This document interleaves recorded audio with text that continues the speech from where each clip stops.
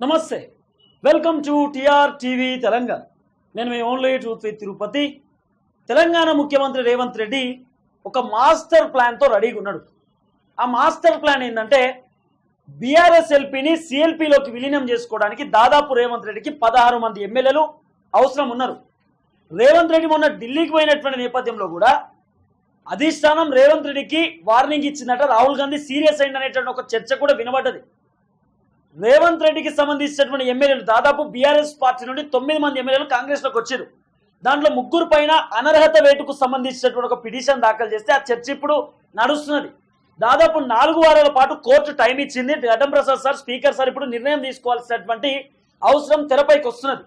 So ఇదే మూమెంట్లో Revanth Reddy sir కావాల్సినటువంటి ఎమ్మెల్యేలు 16 మంది.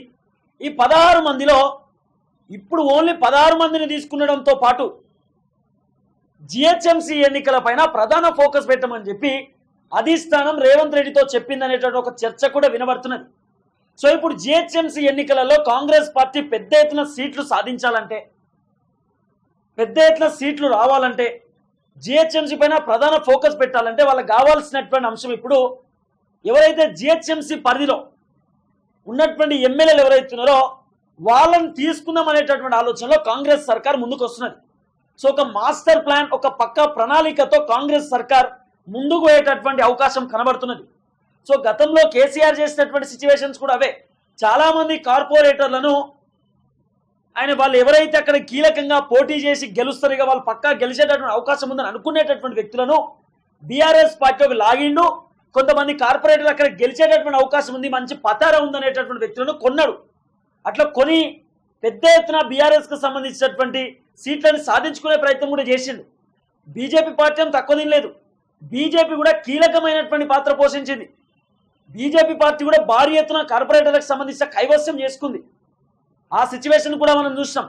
సో ఇదే నేపథ్యంలో రేవంత్ రెడ్డి టార్గెట్ ఏంటంటే అసెంబ్లీ ఎన్నికలలో రేవంత్ రెడ్డికి దాదాపు 64 సీట్లు వచ్చినాయి. సో తర్వాత పార్లమెంట్ ఎన్నికలలో 8 సీట్లు. పార్లమెంట్ ఎన్నికలలో కాంగ్రెస్ పెట్టుకున్నటువంటి టార్గెట్ దగ్గర 13 నుండి 14 సీట్లు టార్గెట్ పెట్టుకున్నారు. ఒకటి ఎంఐఎంకి మినహాయిస్తే మిగతా సీట్లన్నీ కాంగ్రెస్కే రావాలి, వేరే ఆప్షన్ లేదనేటటువంటి ఆలోచన కూడా ఉంటుండే. కానీ సీన్ కట్ చేస్తే బీజేపీకి 8, కాంగ్రెస్కి 8. సో 8 సీట్లు వచ్చేసరికి వీళ్ళు నారాజు అయిపోయారు. ఎందుకంటే కాంగ్రెస్ పార్టీ తెలంగాణ రాష్ట్రంలో అధికారంలో ఉన్నది. అధికారంలో ఉన్నటువంటి పార్టీకి ఇన్ఫ్లుయెన్స్ ఎక్కువ ఉంటుంది. అధికారంలో ఉన్నటువంటి పార్టీకి సంబంధించినటువంటి వ్యక్తులు గెలవాలనేటటువంటి ఒక సిచ్యువేషన్ ఉంటుంది, ఒక హోప్ ఉంటుంది.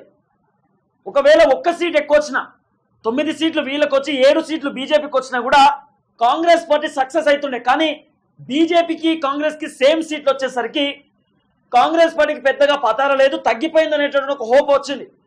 కాబట్టి ఈసారి కాంగ్రెస్ పార్టీకి సంబంధించినటువంటి వ్యూహాన్ని పెంచుకోవడానికి, కాంగ్రెస్ పార్టీకి సంబంధించిన దూకుడు ఇంకా పెద్ద ఎత్తున భారీగా పైకి లేపడానికి రేవంత్ రెడ్డి నానా విధాలుగా ప్రయత్నాలు చేస్తున్నాడు. ఆ ప్రయత్నాలలో భాగంగా ఓవైపు జిహెచ్ఎంసీకి సంబంధించిన ఎన్నికలలో బీజేపీ పార్టీని, బీఆర్ఎస్ పార్టీని చిత్తుగా ఖతం చేయడానికి రేవంత్ రెడ్డి ఒక పక్కా ప్రణాళికతో ముందుకు పోయేటటువంటి అవకాశం కనబడుతున్నది. Already Revanth Reddy target 3. ఆ 3 టార్గెట్లను రేవంత్ రెడ్డి ఫిక్స్ చేసి పెట్టుకున్నాడు. ఒకటి దానం నాగేందర్, ఖైరతాబాద్కి సంబంధించిన ఎమ్మెల్యే. ఖైరతాబాద్ డివిజన్ పరిధిలో ఉన్నటువంటి ఏదైతే జిహెచ్ఎంసీకి సంబంధించినటువంటి వ్యక్తులు వాళ్ళందరూ కూడా కాంగ్రెస్ పార్టీకే సపోర్ట్ చేసేటటువంటి ఆలోచనలో ఉంటారు.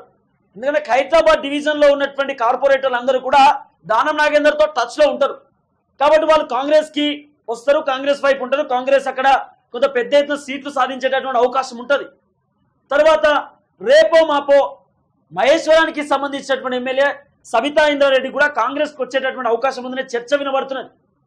సో అట్లా కూడా కొంత మహేశ్వరానికి సంబంధించినటువంటి ఆ డివిజన్ పరిధిలో ఉన్నటువంటి కార్పొరేటర్లు కూడా కొంత కాంగ్రెస్కి సపోర్ట్ చేసే అవకాశం ఉండొచ్చు, కాంగ్రెస్ వైపు వచ్చేటటువంటి సిచ్యువేషన్స్ కూడా ఉండొచ్చు అనే చర్చ వినబడుతున్నది. తర్వాత బాన్స్వాడకు సంబంధించినటువంటి ఎమ్మెల్యే పోచారం శ్రీనివాస్ రెడ్డి.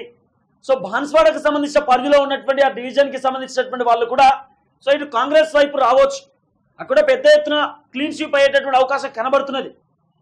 తర్వాత బాన్స్వాడ వదిలేస్తే పటాన్ చెరువుకు సంబంధించినటువంటి పరిధిలో అక్కడ కూడా కాంగ్రెస్ పార్టీకే పెద్ద ఎత్తున స్వాగతం పలికే అవకాశం ఉండొచ్చు, కాంగ్రెస్ పార్టీకి పెద్దపీట వేసేటటువంటి సిచ్యువేషన్స్ ఉండొచ్చు. ఈ 3 ఎమ్మెల్యేల పైన ప్రధాన ఫోకస్ పెడితే 3 సక్సెస్ అయ్యారు. 3 కూడా కాంగ్రెస్లోకి వచ్చినారు. సో ఇప్పుడు ఈ 3 నియోజకవర్గాల పరిధిలో ఉన్నటువంటి డివిజన్లు పెద్దగా ఇబ్బంది లేదు జిహెచ్ఎంసీలో. కానీ హైదరాబాద్ జిహెచ్ఎంసీకి సంబంధించిన విషయంలో పెద్ద ఎత్తున టార్గెట్ పెట్టుకున్నారు. ఎందుకంటే కేటీఆర్ గతంలో మున్సిపల్ శాఖ మంత్రిగా ఉన్నాడు. కేటీఆర్ మాట ప్రతి కార్పొరేటర్ వినేటటువంటి అవకాశం ఉంటుంది. కేటీఆర్ గుప్పెట్లోనే చాలా మంది కార్పొరేటర్లు ఉంటారు. కేటీఆర్ ఒక్క ఆదేశం ఇస్తే చాలా మంది కేటీఆర్ కోసం పనిచేసేటటువంటి వ్యక్తులు కూడా ఉంటారు. సో కేటీఆర్ ఇప్పుడు ఢీ కొనాలంటే కేటీఆర్ని తలదన్నే రేంజ్లో రేవంత్ రెడ్డి ప్లాన్స్ కనబడుతున్నాయి. అదేంటంటే హైదరాబాద్కి సంబంధించినటువంటి ఎమ్మెల్యేలను తీసుకుందామనేటటువంటి ఆలోచనలో రేవంత్ రెడ్డి కనబడుతున్నాడు. దాదాపు 10 మంది బీఆర్ఎస్ పార్టీకి సంబంధించిన ఎమ్మెల్యేల పైన రేవంత్ రెడ్డి ప్రధాన ఫోకస్ పెట్టిండు. దాంట్లో హైదరాబాద్ నియోజకవర్గానికి సంబంధించిన ఎమ్మెల్యేలు, మేడ్చల్ మల్కాజ్గిరికి సంబంధించినటువంటి ఆ నియోజకవర్గం కిందటువంటి ఎమ్మెల్యేలు, తర్వాత రంగారెడ్డికి సంబంధించినటువంటి ఆ నియోజకవర్గానికి సంబంధించినటువంటి ఎమ్మెల్యేలు, సంగారెడ్డికి సంబంధించిన నియోజకవర్గానికి సంబంధించిన ఎమ్మెల్యేలు, వీళ్ళందరి పైన పెద్ద ఎత్తున ఫోకస్ పెట్టినారు. దీంట్లో ముషిరాబాద్కి సంబంధించినటువంటి ఎమ్మెల్యే గోపాల్ అని ఉంటాడు. ఈ ముత్తగోపాల్కి సంబంధించినటువంటి ఎమ్మెల్యేలను కూడా లాగుదాం అనేటటువంటి ఆలోచనలో ఉన్నారనే చర్చ కూడా పెద్ద ఎత్తున కొనసాగుతున్నది. సో ఆయన కూడా కొంత వెయిట్ చేస్తా ఉన్నాడు అనేటటువంటి ఒక కోణం కూడా తెరపైకి వస్తుంది. తర్వాత సికింద్రాబాద్కి సంబంధించిన ఎమ్మెల్యే పద్మారావు, పద్మారావు ఎట్టి పరిస్థితుల్లో పార్టీ మారేటటువంటి అవకాశం లేదు. ఆయన పార్టీలోకి వచ్చినటువంటి సిచ్యువేషన్ లేదు. అదే బీఆర్ఎస్ పార్టీలో కొనసాగుతుంది. చాలాసార్లు ట్రై చేసిరట, కానీ అది జరిగేటటువంటి అవకాశం కనబడట్లేదు. తర్వాత ఆ అంబర్పేటకి సంబంధించినటువంటి ఎమ్మెల్యే ఆయన వచ్చేసి వెంకటేష్ అని ఉంటాడు. కాలేరు వెంకటేష్ అని చెప్పి ఆయనే కొంత చర్చలు నడుస్తున్నాయనేటటువంటి చర్చలు కొనసాగుతున్నాయి. కొంత కాంగ్రెస్ పార్టీ వైపు ఉండొచ్చు అనేటటువంటి అంశం కూడా పెద్ద ఎత్తున వినబడుతున్న పరిస్థితి. సో చూడాలి ఏం జరగబోతుంది అనేది. జూబ్లీహిల్స్ కి సంబంధించిన ఎమ్మెల్యే గోపీనాథ్, మీ గోపీనాథ్ తెలుసు, మాగంటి గోపీనాథ్ ఆయన కాంగ్రెస్ పార్టీలోకి దూకుదామనే ఆలోచనలో ఉండడం చెప్పి గతంలోనే కొన్ని చర్చలు వచ్చినాయి. కొన్ని మీడియా ఛానల్స్ కూడా ప్రధానమైనటువంటి వార్తలు వచ్చినాయి. ఆయన కూడా 50% ఉండే అవకాశం కనబడుతున్నాయి. తర్వాత సనత్ నగర్ కి సంబంధించినటువంటి ఎమ్మెల్యే ఆయన తలసాని శ్రీనివాస్ యాదవ్.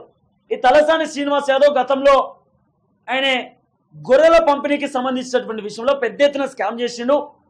వేలాది కోట్ల రూపాయల స్కామ్ జరిగిందనేటువంటి ఒక చర్చ వినబడ్డది. ఆ గొర్రెలకు సంబంధించిన స్కామ్ పేరు పైలట్ ప్రాజెక్ట్. ఈ పైలట్ ప్రాజెక్టు పైన స్కామ్ జరిగింది. గొర్రెలకు సంబంధించిన స్కామ్ విషయంలో తలసాని శ్రీనివాస్ యాదవ్ పెద్ద చేయి ఉన్నది. సో సీనన్న పైన ఎంక్వైరీ చేసేటటువంటి అవకాశం ఉండొచ్చు, కేసులు పెట్టే అవకాశం ఉండొచ్చు. ఆ ఎంక్వైరీలో నిజంగానే నిరూపణ అయితే తలసాని శ్రీనివాస్ యాదవ్ తీసుకుపోయి జైల్లో పెట్టేటటువంటి సిచ్యువేషన్స్ కూడా ఉండొచ్చు. కాబట్టి కేసుల బారి నుండి బయటపడడానికి, సేఫ్ జోన్లో ఉండడానికి తలసాని శ్రీనివాస్ యాదవ్ ఆయన కాంగ్రెస్ లో పోయేటటువంటి సిచ్యువేషన్స్ ఉండొచ్చనే చర్చ వినబడుతున్నది. ఎందుకంటే ఎక్కడ కూడా తలసాని సీనియర్ మనకు కనబడలే ఈ మధ్య కాలంలో. పాడి కౌశిక్ రెడ్డికి సంబంధించిన ఫైట్ విషయంలో అయినా, కేటీఆర్ ఫైట్ విషయంలో అయినా, ఇంకో అంశంలో ఎక్కడ కూడా హైదరాబాద్కి సంబంధించిన ఎమ్మెల్యేలు పెద్దగా యాక్టివ్గా కనబడతలేరు. వాళ్ళందరూ కూడా డీలే అయిపోయినారు. ఒక పద్మారావు మినహా ఇస్తే మిగతా వాళ్ళందరూ కూడా కొంత లో మూడ్లోనే ఉన్నారు. కాబట్టి ఈ లో మోడ్ని కాస్త హై స్పీడ్ చేద్దామనే ఆలోచనలో రేవంత్ రెడ్డి పడ్డాడు. జిహెచ్ఎంసీ పైన ప్రధాన ఫోకస్ పెట్టాలంటే హైదరాబాద్కి సంబంధించిన ఎమ్మెల్యేల పైన ఫోకస్ పెట్టాల్సినటువంటి అవసరం ఉంటుంది. తర్వాత ఎంఐఎంకి సంబంధించి, తర్వాత ఆల్రెడీ ఇద్దరు కాంగ్రెస్ కి సంబంధించినటువంటి వ్యక్తులు ఉన్నారు. దానం నాగేందర్ ఆల్రెడీ కాంగ్రెస్ కు పోయినటువంటి వ్యక్తి, శ్రీ గణేష్ కూడా ఆల్రెడీ ఆయన కాంగ్రెస్ లో సికింద్రాబాద్ కంటోన్మెంట్ నుండి గెలిచాడు. దాదాపు 7 నియోజకవర్గాలు హైదరాబాద్ మొత్తం బీఆర్ఎస్ గెలిచింది. దాంట్లో ఇద్దరు కాంగ్రెస్ లోకి వెళ్ళిపోయారు. మీన్స్ ఒకటి ఉప ఎన్నికలు వచ్చినాయి, దానం నాగేందర్ మాత్రం కాంగ్రెస్ లోకి పోయినాడు. తర్వాత మేడ్చల్ మల్కాజ్గిరికి సంబంధించిన పార్లమెంట్ నియోజకవర్గం కింద ఉన్నటువంటి నియోజకవర్గాలు మేడ్చల్, చామకూర, మల్లారెడ్డి ఆల్రెడీ బట్టలు చదువుకొని అడిగి ఉన్నాడు. ఆయన 100% నువ్వు అన్నా అవునన్నా కాదన్నా ఆయన కాంగ్రెస్ పార్టీలోకి పోతాడు. దాంట్లో వేరే ఆప్షనే లేదు. నువ్వు రాకునైనా నీ దండం పెడితే మేము పోతున్నాం అంటే ఫస్టులైనా నేను ఉండాలని చెప్తాడు మల్లారెడ్డి. అసలు మనిషి కాబట్టి మల్లారెడ్డి బీఆర్ఎస్ పక్క, దాంట్లో ఆప్షన్ లేదు. మల్కాజ్గిరికి సంబంధించిన ఎమ్మెల్యే మర్రి రాజశేఖర్ రెడ్డి. ఈ మర్రి రాజశేఖర్ రెడ్డి మల్లారెడ్డి వాళ్ళ అల్లుడు. ఈయన కూడా కాంగ్రెస్ పార్టీ బాటలోనే ఉన్నాడు. వీళ్ళిద్దరు కాంగ్రెస్ పార్టీ కండువ కప్పుకోవడానికి సిద్ధంగా ఉన్నారు. సో ఇక్కడ ఒకటి మేడ్చల్ మల్కాజ్గిరికి సంబంధించినటువంటి ఆ నియోజకవర్గం కింద డివిజన్ జిహెచ్ఎంసీకి సంబంధించినటువంటి పరిధి రేవంత్ రెడ్డికి ప్లస్ పాయింట్ అయ్యేటటువంటి అవకాశం కనబడుతున్నది. తర్వాత కొత్బుల్లాపూర్కి సంబంధించిన ఎమ్మెల్యే కేపీ వివేకానంద్ ఎంత ట్రై చేసినా కూడా ఆయన కాంగ్రెస్ పార్టీలో పోయేటటువంటి అవకాశం ఉండదు. తర్వాత కుక్కేపల్లికి సంబంధించినటువంటి ఎమ్మెల్యే కృష్ణారావు అని చెప్పి ఉంటాడు. కృష్ణారావు కూడా కొంత తర్జన భర్జనలో ఉన్నాడు అనేటటువంటి ఒక చర్చ వినబడుతున్నది. ఆయన కూడా పోయే అవకాశం ఉండొచ్చు అంటూ కూడా పెద్ద ఎత్తున వినబడుతున్న అంశం. తర్వాత ఉప్పల్కి సంబంధించి ఎమ్మెల్యే ఈయన బండారి లక్ష్మారెడ్డి అని చెప్పి ఈయన కూడా కాంగ్రెస్ పార్టీలో పోవడానికి రెడీగా ఉన్నారు, కాంగ్రెస్ పార్టీ తీసుకోవడానికి సిద్ధంగా ఉంది. ఆల్రెడీ చర్చలు నడుస్తున్నాయనే కోణాలు కూడా వినబడుతున్నాయి. సో ఇవి మేడ్చల్ మల్కాజ్గిరి పార్లమెంట్ నియోజకవర్గం కింద ఉన్నటువంటి 5 నియోజకవర్గాలకు సంబంధించిన బీఆర్ఎస్ పార్టీ ఎమ్మెల్యే. తర్వాత రంగారెడ్డికి సంబంధించిన పార్లమెంట్ నియోజకవర్గం కింద దాదాపు 8 నియోజకవర్గాలు ఉన్నాయి. దాంట్లో ఇబ్రాహీంపట్నంలో కాంగ్రెస్, తర్వాత ఎల్బీ నగర్ లో సుధీర్ రెడ్డి ఉంటాడు. సో సుధీర్ రెడ్డి ఈయన కూడా కాంగ్రెస్ పార్టీలో పోవడానికి సిద్ధంగా ఉన్నాడనే చర్చ వినబడుతున్నది. ఆల్రెడీ ముఖ్యమంత్రి రేవంత్ రెడ్డితో మంతనాలు జరుగుతున్నాయి అనేటటువంటి కోణాలు కూడా వినబడుతున్నాయి.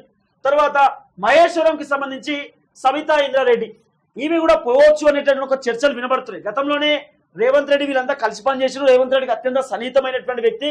సో పోవచ్చు అనే చర్చలు కూడా కొంత కనబడుతున్న అంశం.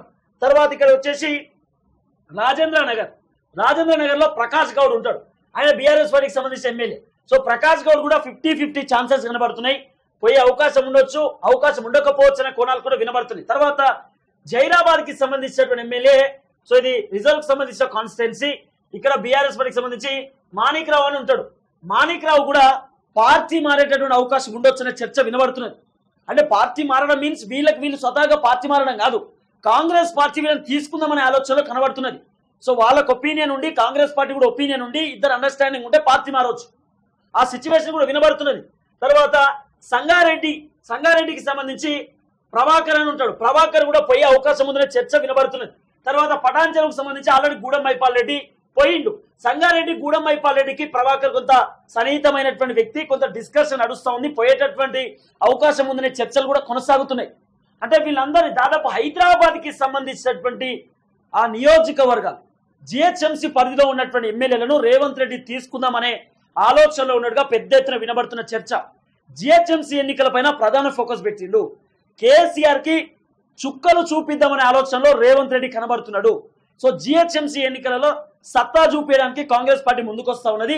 సో వాళ్ళకి ఇప్పుడు సపోర్ట్ కావాలంటే అక్కడ ఉన్నటువంటి స్థానిక ఎమ్మెల్యేల సపోర్ట్ కావాల్సినటువంటి అవసరం ఉంటుంది. కాబట్టి ఫస్ట్ హైదరాబాద్ కి సంబంధించి అర్బన్ పరిధిలో ఉన్నటువంటి ఎమ్మెల్యేల పైన కాంగ్రెస్ సర్కార్ స్పెషల్ ఫోకస్ పెట్టింది. ఈ ఎమ్మెల్యేలను తీసుకుంటే బీఆర్ఎస్ ఎల్పీని విలీనం కూడా చేసుకోవచ్చు అనే ఆలోచనలో కాంగ్రెస్ సర్కార్ కనబడుతున్నటువంటి పరిస్థితి. చూద్దాం ఏం జరగబోతుందో, రేవంత్ రెడ్డి ఏ విధంగా ముందుకు పోతాడని.